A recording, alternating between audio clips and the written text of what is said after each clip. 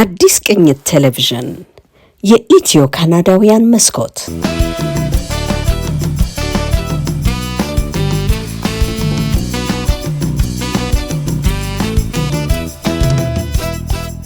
አሁን የምንገኘው በኦምኒ ቻናል ላይ የአዲስ ቅኝትን የቴሌቪዥን ፕሮግራማችንን ይዘን ነው እየተከታተላችሁ ሐሳብ እየሰጣችሁ ከኛ ጋር እንድትዘልቁ በአክብሮት ጋብዛችኋለሁ። በዛውም ደግሞ የአዲስ ቅኝት የቴሌቪዥን የሜምበርሺፕ ፎርም ካልሞላችሁ እንድትሞሉ በዚሁ አጋጣሚ አስታውሳችኋለሁ። የተለያዩ ዝግጅቶቻችንን ደግሞ ለመከታተል እንዲያመቻችሁ የአዲስ ቅኝት የዩቲዩብ ቻናላችንን ሰብስክራይብ እንድታደርጉ ወዳጅ ዘመዶቻችሁን እንድትጋብዙ በዚህ አጋጣሚ አስታውሳችኋለሁ። ለዕለቱ ያዘጋጀነው ፕሮግራም እንድትከታተሉ እየጋበዝኳችሁ ወደ ፕሮግራሙ እናልፋለን።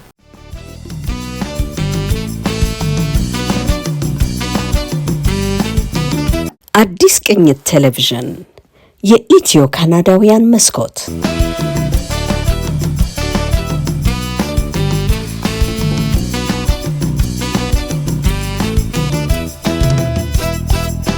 የአዲስ ቅኝት ቴሌቪዥን እና የሚዲያ አድማጮች ተመልካቾች ዛሬ እንግዳ ይዤላችሁ ቀርብ ያለሁኝ ልዩ እንግዳ ነው። ለወትሮ ከምናቀርባቸው እንግዶቻችን በሙያው ለየት ባለ ርዕሰ ጉዳይ ላይ አተኩሮ የሚሰራ ነው። መጽሐፍ ጽፏል። ዶክተር አውግቸው ተሾመ ይባላል። አሁን ነዋሪነቱ በኦታዋ ነው አይደለም? ኦታዋ ነው እየኖረ ያለው። ተወልዶ ያደገው በኢትዮጵያ ሲሆን በበርካታ ሀገሮች በመዘዋወር ልዩ ልዩ ጥናቶችን ከ10 ሀገራት በላይ ጥናትን አድርጓል። ዘርን በተመለከተ ነው ትኩረት ሰጥቶ የሚሰራውና እንግዲህ ዘር የዚህ ዘመን ትልቁ የመነጋገሪያ ርዕሰ ጉዳይ ነው። በዚህም በዛ ወሰድ ነው በግብርናም በባዮዳይቨርሲቲም በሂውማን ሪሌሽንሺፕ ካየነውም በማህበራዊ ግንኙነት ውስጥም ዘር የሚለው ሐሳብ ብዙ የሚያነጋግር የሰውን ህልውና ዘላቂነት ቀጣይነት የሚወስን ጉዳይ በመሆኑ በዚህ ላይ ትኩረት ሰጥተህ ይህንን መጽሐፍ ስላበረከትክልን በቅድሚያ በጣም እናመሰግናለን።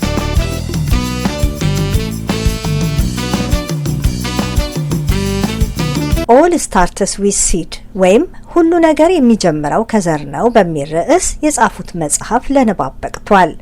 ኢትዮጵያ ለዓለም ያበረከተቻቸው በርካታ የአዝርዕት ዝርያዎች አሉ። እንዲሁም ከሌላው ዓለም ተቀብላ ያላመደቻቸውም። ለምሳሌ ዛሬ ዓለም ከጫፍ እስከ ጫፍ እየተሻማ የሚጠጣው ቡናና ጤፍ የኢትዮጵያ ምድር ያስገኛቸውና ለዓለም ያበረከተቻቸው ዘሮች ሲሆኑ ቡና ግን ከኢትዮጵያ ምድር ተገኝቶ በተለያዩ ሀገራት ይበቅላል። ከኢትዮጵያ ተገኝቶም አረቢካ እየተባለ ይጠራል። ከዶክተር አውግቸው ተሾመ ጋር ያለንን ቆይታ ለዚህ ጥያቄ በሚሰጡን ምላሽ እንጀምራለን። መልካም ቆይታ። ኮፊ አረቢካ ስላለ የላቲን ስሙ ነው። ያ ማለት ከአረብ መጣ ማለት አይደለም። ሌላ ኮፊ አረቢካ የጀመረውም የለመደውም እኛ ሀገር ነው በየትም ቦታ። ሌላው ደግሞ ኮፊ ሮቡስታ የሚባል አለ። ግን ተቀባይነትና ጣዕሙ ሁሉ ነገር ልዩነቱ ከአረቢካ ጋር የተለያየ ነው። ሰማይና መሬት አለ። ዛሬ ብዙ የቡና አብቃዮች ሀገሮች አሉ። እንደዚያም ሆኖ ታዲያ በጥራትና በጣም ተፈላጊነቱ የኛ ሀገር ነው ያለው። ያፈሩ የባህሉ ብዙ ነገር አሉ። ብዙ ጉዳዮች ከግምት ውስጥ የሚገቡና የሚሰሩ አሉ እንጂ ቀደም እንዳልኩም ብራዚል ብቴና ካፊን የሌለው ከኢትዮጵያ የሄደ የቡና ናሙና አለ። ዛሬ ህንድ ቡና በብዛት ታመርታለች። ቬትናም እንዲያውም ለውጭ ሁሉ ገበያ ያቀርባል እና የላቲን ስሙ ነው። አሁን አንዳንድ የላቲን ስሙ እንግዲህ በዚህ በእጽዋት ሳይንስ ስንነጋገር ገላጭ ስሞች አሉ።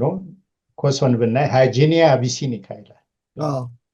እንደ ጌሾን ብንወስድ አሁን በየትም አሁን ስናጠና አፍሪካ ውስጥ ጌሾ በወፍ ዘራሽነት የትም ቦታ አለ። ግን ኢትዮጵያ ብቻ ነች ለጥቅም የምታወለው። ልክ እንደሌላው ለቢራ መጥመቂያ እንደሚ ሆፕስ ያ የኛ የባህል መለያ ነው። ብዙ መሄድ ይቻላል።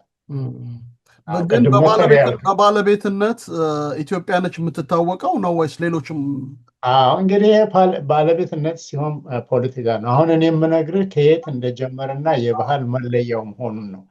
አሁን የባለቤትነት ጉዳይ ይሄ ነው እንግዲህ የጣጣው የኢንዱስትሪ አግሪካልቸር፣ የኮመርሻል አግሪካልቸር፣ የሲድ ካምፓኒዎች እነኚህ የሚያመጡት ነው። የኛ ባህል ግን ብዝሃነትን የህዝብን በሚል ነው፣ የሂውማኒቲ ሪሶርስስ በሚል ነገር ነው። ዛሬ ግን ካለው የአመራር ጉዳይ የባለቤትነት ጉዳይ ይመጣል። በዚያ ላይ ንግግር እየመጣ ነው። ግን ይሁን እዚህ እኔ እናንተ አለንበት አንድ ምሳሌ እንስጥህ። የኛ ሀገር ገብስ ኢትዮጵያ በገብስ የታወቀች በብዛት ነው። ብዛት ማንም የሚወዳደረው የለም። እዚህ እኔ እናንተ ያለንበት ሀገር የገብስ ግብርና ችግር ፈጠረ። በተለይ የቢራ ገብስ አሜሪካና ካናዳ እና ትልቅ በሽታ አጋጣጠመ ቢባል አልተቻለም። ከመሀል ሀገር የመጣ የገብስ ዝርያ ቀጥ አደረገው። ዛሬ አሁን ነኝሽ እዚህ ያሉት ሰሜን አሜሪካኖች መጽሐፉን ጽፌዋለሁ እስከ $600 ሚሊዮን ትርፍ አላቸው። ያንን አሁን በባለቤትነት ይዘውታል። ያችን ዝርያ ከኢትዮጵያ የመጣው ከመሀል ሀገር ኢትዮጵያ ብትፈልግ መግዛት አለባት። ማግኘት ያ ነው አሁን ክርክሩ። በእንዶድ ላይ ብዙ ልነግርህ ያ በጣም የሚያበሳጭ ነው። ስለዚህ ያ ብቻ ሳይሆን እዚህ ሰሜን አሜሪካም ሆነ ሌላው እዛው እኛ ሀገራችንም ደግሞ ገበሬውን ህብረተሰቡን ደግሞ ብዝሃነትን እንዳያጎለበት፣ እንዳያበዛ፣ እንዳይሰራ ብዙ የአመራርና የፖሊሲ ችግሮች አሉ። ያ ነው እንጂ የባለቤትነት ጉዳይ የምንዋጋው የሚደረግ ነው፣ በሂደት ላይ ያለው ነው። ያም ደግሞ መሰራት ያለበት ከማሳው ከገበሬው ጋር ነው። እዛ በመስራት ነው፣ በማሳወቅ ነው። የሚገኘውን ጥቅም ለህብረተሰቡና ለግለሰቡ በትምህርት ቤት ቢሆን በክሊኒክ ይሁን በውሃ በምን እዛ መደረግ ጥቅሙን ማየቅ አለባቸው። እነኛ ሰዎች ለምንም ምክንያት መጠበቅ የለባቸውም። ጥቅምና ጥበቃ አብሮ መሄድ አለባቸው። የአእምሮና የባህላቸውን ውጤት መሸለም፣ መታወቅ፣ መከበር ይኖርባቸዋል። መቼም እንግዲህ አሁን ያወራ ነው እንዳልከው ከሳይንሱ ከምርምሩ ከባህላዊ ጉዳዩ ወጥቶ ኦልሞስት ፖለቲካዊ መልክ ያለው ዓለም አቀፍ የቢዝነስም ተጽዕኖ ጭምር ያለበት ስለሆነ ኮርፖሬሽኖች ከሀገሬው ተወላጅ ወይም ከባህል የግብርና ማህበረሰቦች የመነጩ የጄኔቲክ ሀብቶችን በባለቤትነት ይዘዋል። ያን ማስቀረት አይቻልም። ግን እንዴት ነው ገበሬው እነዛን ሰስቴን እንዲያደርግ በእጁ ያሉትን ምርቶች በእጁ ያሉትን ዝርያዎች ሰስቴን እንዲያደርግ እና ዘላቂ የሆነ የጋራ ተጠቃሚነት መፍጠር የሚቻለው ነው? ወይስ ሁልጊዜ እየተወሰደ እየተነጠቀ መጨረሻ ላይ ተስፋ ወደሌለው ነገር ነው የምንሄደው? እንግዲህ ይሄ ኃላፊነት መወሰድ ያለበት የእያንዳንዱ ሀገር ነው። የቦሊቪያ መንግስት በለው የኢትዮጵያ መንግስት የራሳቸው ቀደም ብዬ እንዳልኩት እዛው ያሉት ናቸው።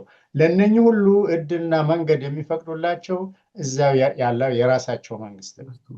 እዛው ውስጥ ደግሞ ይህንን ልብ ብለህ አዳምጠኝ፣ የሚሟገቱ የሚዋጉና ይህንን በምርር ባለመንገድ በብዙ ነገር ቀደም እየጠራሃቸው ሰዎች ዶክተር መላኩን ሲዋጉለት የነበር ያ መስፋት አለበት። ግን ትልቁ ነገር መጀመሪያ የየሀገሩ መንግስት ነው ኃላፊነት መጠየቅ ያለበት። መንግስት ነው ተመርጦ መጣም አንሆንም እና እንደኔ እንዳንተ ያለው በተለያየ መንገድ ደግሞ ከገበሬው ጋር በመስራት ባለቤትነቱን ማሳወቅ፣ ማስረዳት፣ አብሮ በተለይ ወጣቱ ያ ከሆነ ምንም የህዝብን ኃይል የሚቃወም ነገር የለም እና እዚያ ከሆነ ሁልጊዜ ከተሄደ ኋላ ቀርነ የእናንተ ዘር እንደዚህ የቀረ ነው ምርት የለውም ይሄ ከሆነ ያ አንቋሻሽና ሁልጊዜ የሚያነስስ የአእምሮ ጦርነት፣ የባህል ጦርነት መቆም አለበት። ያንን መዋጋት አለበት። ባለቤት መታወቅ አለበት። ያዛ ያሉት ሴትም ሆነ ወንድ ወጣት ገበሬዎች የሚሰሩት ስራ እንደዚያ ነው። አብሮ ደግሞ እንደኔያንቱ በተለያየ መንገድ ምክንያቱም የምግብ ዋስትና ጉዳይ ነው። የአንድ ሰው ብቻ አይደለም። ከግብርናው ተነስተ ገበታ እስከሚደርስ ድረስ ብዙ ነገሮች አሉ የሚሄዱ ነው። ስለዚህ እነኛ ሁሉ በዛ ሙያ ያለው ኢኮኖሚስት ይሁን የፖለቲካ ሰው ይሁን ሳይንቲስት ይሁን መነጋገርና እነሱ ኮርቻው ላይ መቀመጥ ያለበት መሪውን የሚይዙት ገበሬዎች መሆን አለባቸው። እንደኔ እንዳንተ ሌላው ምርጫውን ነው ለነሱ መስጠት ያለበት።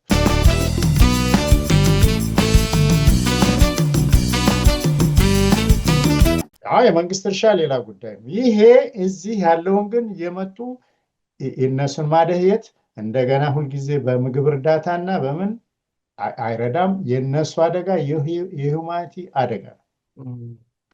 ምናልባት በመጠበቅ ደረጃ እነዚህ ዝርያዎች ተጠብቀዋል፣ በጂን ባንኩ በኩል አሉ።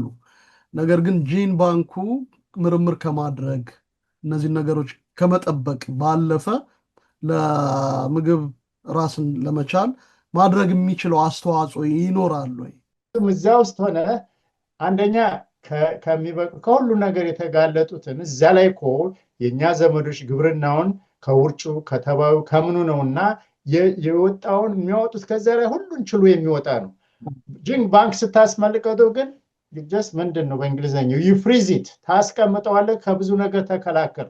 አሁን ወደ ውጭ ወስደህ ስትዘራው አካባቢው ተለውጧል፣ አይችልም። ስለዚህ ያ ልንገርህ እዚህ ላይ የኢትዮጵያ ጂን ባንክ ትልቅ ሙያ ተጫውቷል። በዶክተር መላኩ አማካኝነት በድርግ ጊዜ ከጂን ባንክ ወጥቶ ገበሬው ጋር ዘሮችን በማባዛት ወደዚያ ተመልሷል። ያ አነስተኛ ነው። ትልቁ ነገር ስራና መሰራት ያለበት ገበሬው እጅ ነው፣ እዚያ ነው። ይሄ ምክንያቱም የተወሰነ ነው፣ አይችልም፣ ተነጥሏል። ከብዙ ነገር የለው ምንም። እዚያ ግን ከሁሉ ነገር ከህዝቡ ማመጋገብ በለው ከአሰራሩ በለው ቅድም እንዳልኩ እነኚህ ብዝሃ ህይወቶችና ገበሬዎቹ አንድ ላይ ናቸው፣ መነጣጠል አይችሉም። ከቤት መጥቶ እዛ ጎተራ ይገባል፣ ከዛ ወፍጮ ጋር ይሄዳል፣ ከተማ ጋር ከዛ ወጥቶ ነው የሚነግሰው። ያን ሁሉ እንግዲህ ለ10 ሺህ ዓመታት ድርቅ በለው ምን በሙሉ እዚህ እናንተ እድሜ የደረሱት ከብዙ ነገር አልፎ ነው። አንድ ቦታ ታፍነው ተቀምጠው ቢሆን ኖሮ አይችሉም፣ መቋቋም አይሰራም፣ ይጠባል። ስለዚህ አዎ ሚና አለው፣ የተወሰነ ነው። ያ ደግሞ እንደዚህ ያሉት አሁን እኛ የህብረተሰብ ባንክ እንላለን። አሁን በየቦታው በየገጠሩ ያ ምንድን ነው ወጣቱን ለማሳየት ሴንተር ኦፍ ኤክሰለንስ ማዕከል ይሆናል። የዝርያ እኮ ከዚያ የመጣ ነው፣ ለካ ይሄኛ እንደዚህ ያለን፣ እስቲ ውሰዱና እዚህ ልሞክር። እዚያ ደግሞ ለአንዳንድ ገበያ ነገር ለማስተማሪያ እንጂ ስራው መሰራት ያለበት ገበሬው ማሳ ከሴት ገበሬዎች ጋር፣ ከወንድ ገበሬዎች ጋር፣ ከወጣት ገበሬዎች ጋር፣ ከበሽታው ከድርቁ ጋር እየተቋቋመ አብረ በመስራት ብቻ ነው። ያ ነው መፍትሄው። ወደ ሰው ስናመጣው ምናልባት ሰው ሲነጠል አሁን እንደኛ በስደት ሲወጣ ከሀገሩ እዚህ ጋር ከአዲስ ኢንቫይሮንመንት ከአዲስ ነገር ጋር መላመድ ከአየሩም እንግዲህ ቀዝቃዛውን አየር ሁሉ ታግለን ነው የምንወጣው። አሁን እኛ እዛ ስንመለስ እንደ ዘሩ ሌላ አይነት ነው የምንሆነው አይደል? ልውጥ ነው እንግዲህ ይሄውን ጥሩ ምሳሌ ነው። ግን እጽዋቶች ደግሞ ከምንም የበለጠ የሰው ልጅ አሁን እንግዲህ ስደት አመጣ ተናገር። የእጽዋትም ስደተኞች አሉ። በሀገራቸው ሙች ይሰደዳሉ። አሁን በየአድባራቱ በየቤተ ተበተኑ። አሁን ያንን መልሰው እንደገና አቋቋማቸው። ግን ምንድነው የእጽዋት ልዩ ነገር? ከሰው የበለጠ ሲበዛ ብዝሃነት ያላቸው ናቸው። ለዚህ ነው ከኢትዮጵያ መጡ እዚህ ያለው ገብስ ተአምር የሰራው። አዎ ከሰው ጋር ነው የሚመጣው። ሰውም እንደዚያ ነው፣ አዳፕቲቭ አለው። ግን አንድ ቦታ ሆኖ ከሁሉ ነገር አሁን አንተ ቤት ውስጥ ሁል ጊዜ አመት ሙሉ ብትቀመጥና አንድ ጊዜ እንደዛሬው ቀዝቃዛ ብትወጣ ምንድን ነው የሚሰማህ? እስኪ ንገረኝ። ስለዚህ እዚያ ላይ መጋለጥ አለብህ፣ ሁልጊዜ አብሮ መሄድ አለብህ። እዚያ ላይ ነው የሚመጣው ጥሩም ሆነ። ምክንያቱም አካባቢ እየተለወጠ ነው፣ ባህል እየተለወጠ ነው። እነኛን ለውጦች ሁልጊዜ የምናገኘው መፍትሄ የምናገኘው ከእጽዋቱ ነው፣ ከባህሉ ነው፣ ከእውቀቱ ነው፣ ከዘዴው እንጂ እንዲሁ በተወሰነ ከላቦራቶሪ እና ከጂን ባንክ አይደለም። ምን አለው ግን አይሰራም። በጣም የሚገርም ነው። መቼም የምልህ በጣም ሰፊ ነገር ነው። ብዙ ነገር ጽፈኸዋል። በምርምርም በህይወትም አዳፕት አድርገዋል፣ የራስህ አድርገዋል እና የጻፍከውን ደግሞ አንብበን የሚጠቅመውን ነገር እንድንወስድ መልሰን ደግሞ የራሳችንን ያለንን ኢትዮጵያዊውን ቫሊዩ የሰው ልጅ ያፈራውን ሀብት ማለት ነው በሺህ ዓመታት ሂደት ውስጥ መልሰን ልንነጋገርበትና ትኩረት ልንሰጠው ይገባል። የኛ ሚዲያ ይህንን ሀሳብ ስላቀረበ በጣም ነው ደስ የሚለኝ። መጽሐፍህ የት ነው የሚገኘው? ኦንላይን አለ፣ አማዞን ላይ አለ። እኔ እንደውም ወደፊት ካለ እንግዲህ ምንድን ነው በሌላ የዲጂታል ፎርም አለ፣ ግን ኦንላይን አለ። እዚህም አሁን የመጽሐፍ ምርቃት አለ፣ አሳታሚዎቹ የላኩት እንደዚሁ በእጅ አለ። ለማንኛውም ኦንላይን አማዞን ላይ ኦል ስታርት ዊዝ ሲድስ ብትለው ታየዋለህ።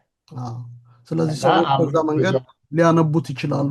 በአማርኛ በእንግሊዝኛ ብቻ ነው አቬለብል የሆነው? በእንግሊዝኛ ነው ቅድም እንዳልኩ በኢትዮጵያ ቋንቋ፣ በቅድሚያ ግን በአማርኛ ያንን ለመተርጎም እቅድ አለኝ። እንግዲህ የአማርኛ እውቀት ባለሙያ ከሆኑ ጋር መነጋገር ነው።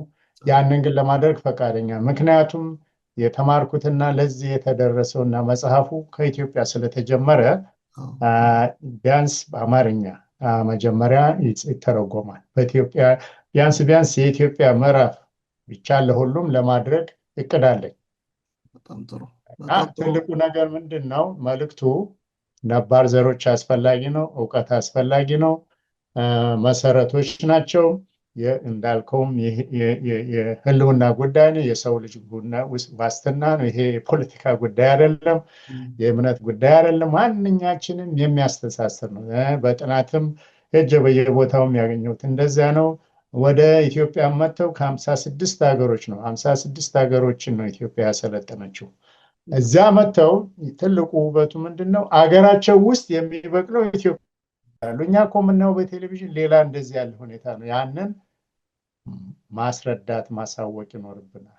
የህይወት ጉዳይ የኢትዮጵያ ብቻ አይደለም፣ የህልውና የማንቻ ይሄ ኃላፊነትን መውሰድ አለብን። በተለይ ኢትዮጵያ ያን ያደረጉት ደግሞ እጃቸው ላይ ራሳቸው ውስጥ ያለውን ሀብት ነው።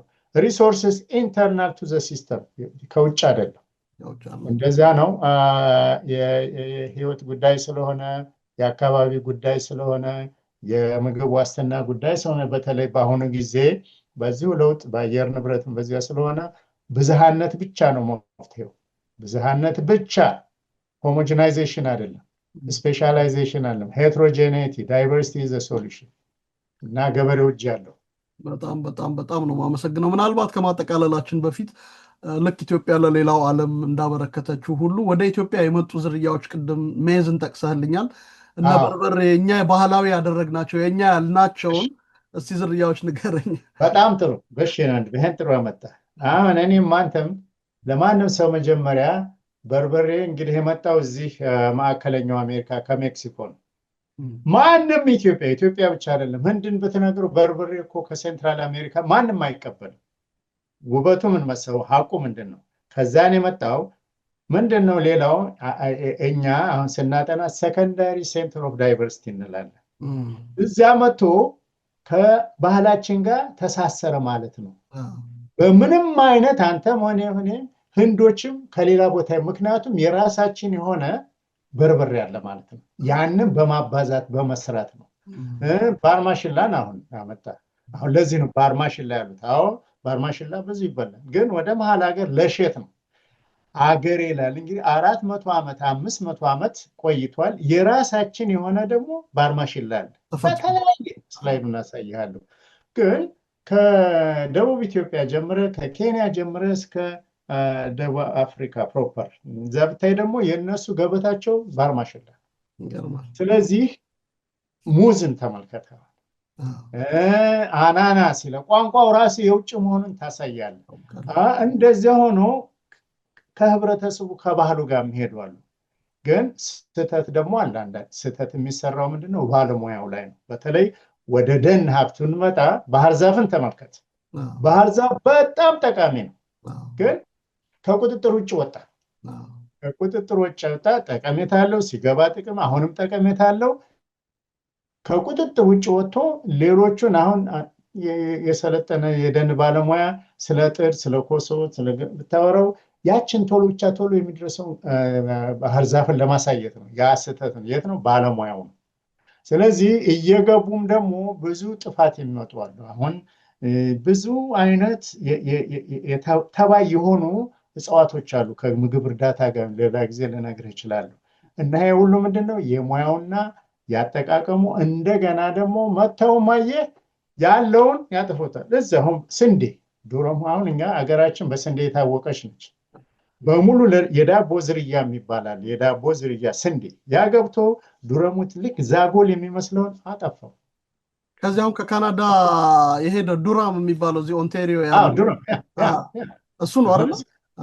እሳው ድሮሙት ስታየው የተለያየ ነው። ልክ ዛጎል ይመስላል ፐርፕል እና ዋበል የሚሉት አሁን አገር ቤት እናቶች በጣም ነጭ ቋንቋውን ስማ በደንብ አድርገህ ብዙ ነገር አሁን ቅድም መጀመሪያ አጃ ያልከዋለ እና በዛ ውስጥ የተለያዩ አሉ ብዙ ይነግሩሃል እያንዳንዱ እና ያንን ማሳደጋል። እነሱ ለምንድን ነው የተዘዋወሩ ስለሆኑ መልካቸው እዚህ አሁን ቦሊቪያና ወይንም ፔሩ ብሎ እንዳልኩ መልካቸው ጥቁር ይሆናል፣ ቢጫ አለ፣ ዛጎልም የሆነ ድንች ያንን ወደዚያ ያገሩና እስኪ እንግዲህ ንገረኝ አንድ ነገር ኬኛዋ ምን ያህል ተፈላጊ እንደሆነ ታውቃለህ?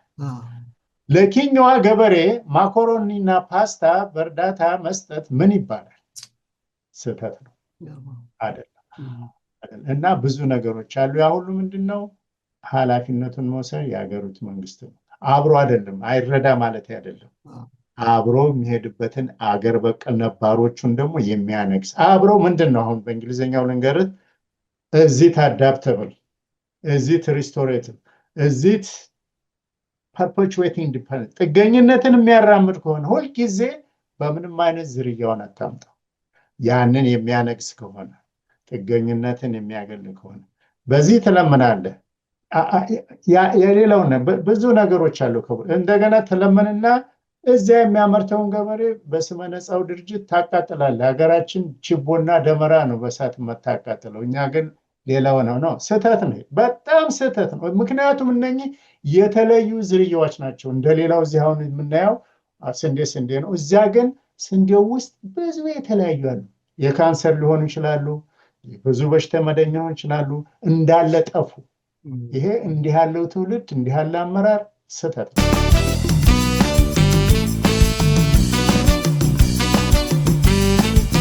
ለዕለቱ ያልነው የእስካሁኑ ነበረ። ሳምንት በሌላ ዝግጅት እስክንገናኝ እስከ ሳምንት ሰላም ሁኑ።